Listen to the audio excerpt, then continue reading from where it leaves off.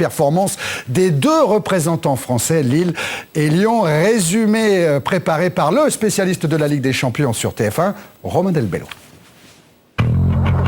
Troisième match, troisième victoire, troisième visage de l'OL. Après la folie face au Real, la maîtrise à Rosenborg, c'est au courage que Lyon a battu l'Olympiakos. La qualification pour les huitièmes de finale se précise.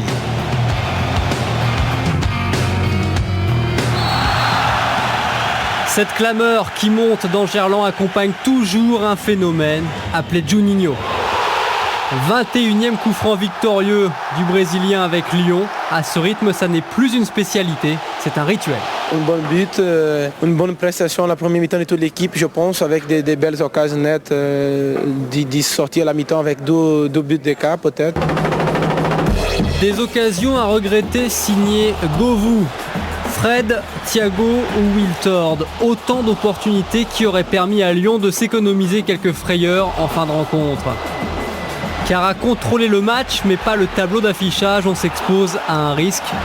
Celui d'un exploit individuel, signé Cafès par exemple, à 5 minutes de la fin.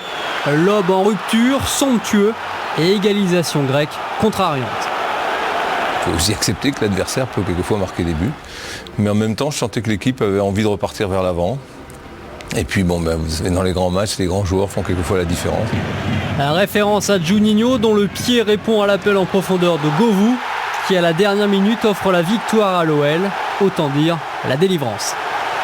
Depuis le début de saison, je me suis créé pas mal d'occasions, j'ai pas réussi à en mettre une au fond et ce soir ça me faisait vraiment plaisir. C'est un but qui nous permet de gagner et de faire vraiment un grand pas pour la qualification pour les huitièmes de finale. Objectif à décrocher dans 9 jours à Athènes. La revanche